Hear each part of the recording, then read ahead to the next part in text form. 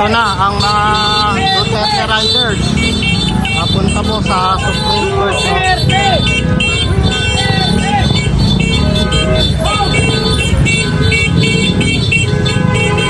Yan na, nandito na yung mga Duterte Riders. Nasa Supreme Court na po, no? So, ito po yung pagpasa ng second batch po ng ng Atty. Topacio. Kaya natin ito mga pulis natin. Ay, umaso po kayo. Dito ka. Wala tayong gulo dito.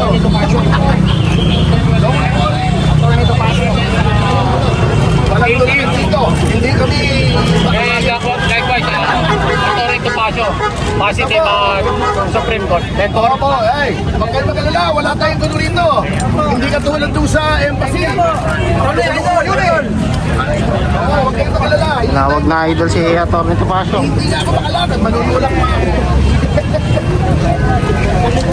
Oo, wala tayong gulo, peace. Oo. Hindi kami sisanasarang lang ako, manunulak. Ang respeto kay Atty. Peace na tayo, Ang respeto kay Atty. Topacio. Nakita niyo naman yung pagbati ng mga pulis po, no? So, ito po yung second batch po ng tayo kami naman signature kung saan ito po yung sumusuporta para maka-uwi na sa Pilipinas po si Tatay Digong. Nakamatamaan. Iwawa kayo way natin ang ating bandila. Hoy! Saan pa yung ibang flag?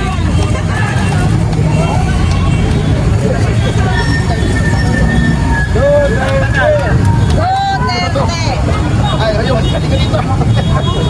Yan, makikita mo sila. So, magtatanong.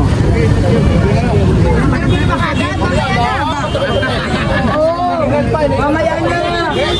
Nagdaya ako. Umangkas ako sa motor. Oo, nakita ko umakyat ka eh. Umangkas agad eh. Nagdaya ako. Dito pa sa yan. Kumusta kayo? Laban. Kaya tawagan lang natin si Chairman Kusi, ha? Duterte! Tanong natin kung nasa na sila. So, hintayin natin mamaya. Mamay pupunta pa, mayroong pata. Darating pa yan! Darating pa yan!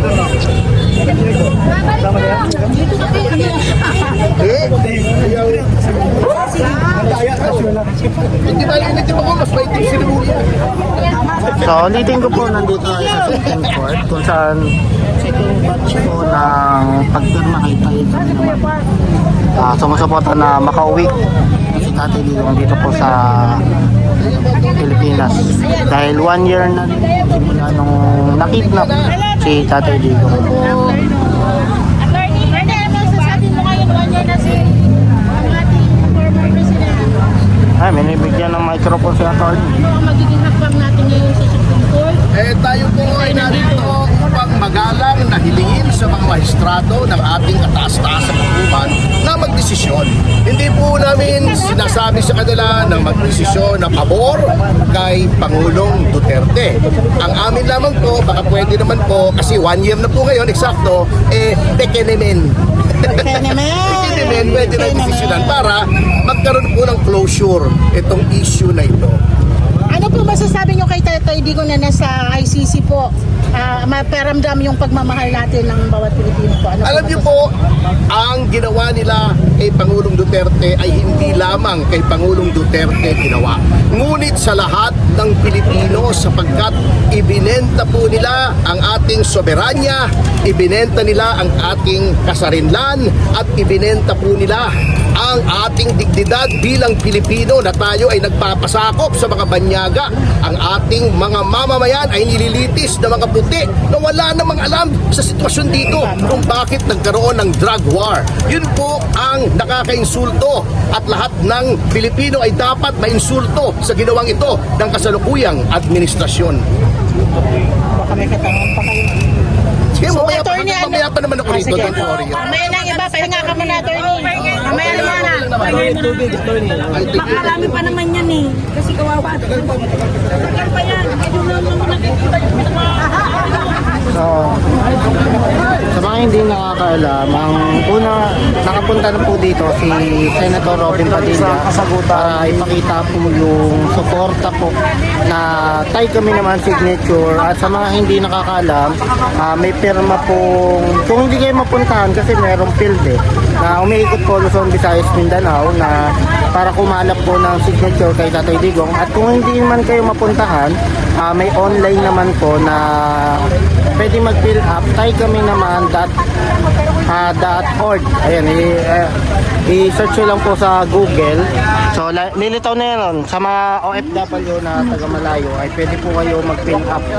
No, kahit saan man kayo kahit man nasan kayo, through online, pwede na pa kayo mag-fill up. Pero pinasa na po yung mga yung mga papel na physical na papel doon sa Supreme Court for second batch.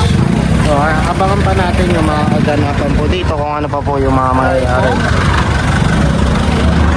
So, ulitin ko, search nyo lang sa Google, taykami-naman.org. Ayun, ay pwede na kayo mag-fill up.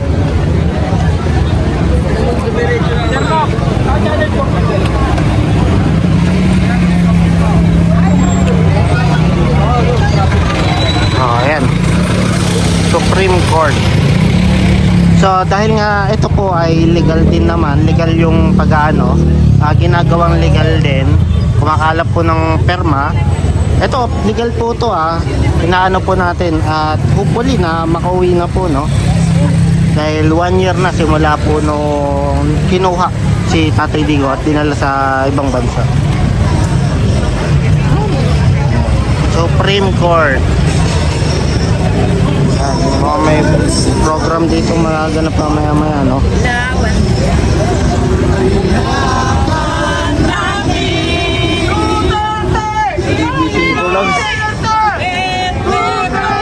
Si Tatay Digong!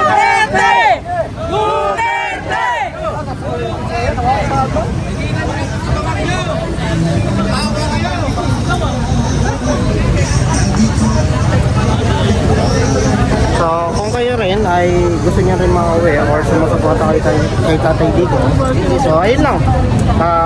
Tay kami naman .org lang yung itatype niyo sa Google. Then mag-fill up kayo, siguro may hihingin na lang ng katunayan na ID, ayun. Then search nyo lang sa Google.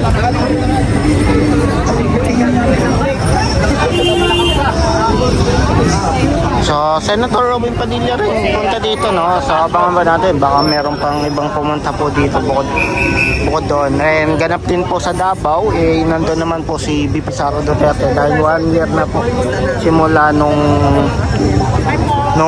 kinuha si Tatay Digong. So, para updated na kayo, palike, pa-share, din pa-subscribe sa atin. Sabihin na po injuries. Oh, sige. Pakitawag pa gusto yun. Wait lang ha. Yung petition sa Supreme Court and the reaction of that. Kaya nga po kami nandito upang magalang na hilingin sa ating mga maestrado na kasi 1 year na nga po, katulad ng sinabi nyo, pekenenen na pwede lang na desisyonan one way or the other. Wala po kami dinidemand dito na kumampi kay Pangulong Duterte, ngunit ang amin na po ay magdesisyonan para hindi na po tayo nasa legal limbo at kung ano man ang desisyon ay makamove on na po ang Pilipinas sapagkat ang dami po nating hinaharap na mga suliranin at pumatong pa dun sa issue ng corruption, yung gera sa Middle East na nagpataas ng gusto ng mga presyo ng mga produktong petrolyo. So, dapat hindi maipon to, unti-unti malutas ang problema.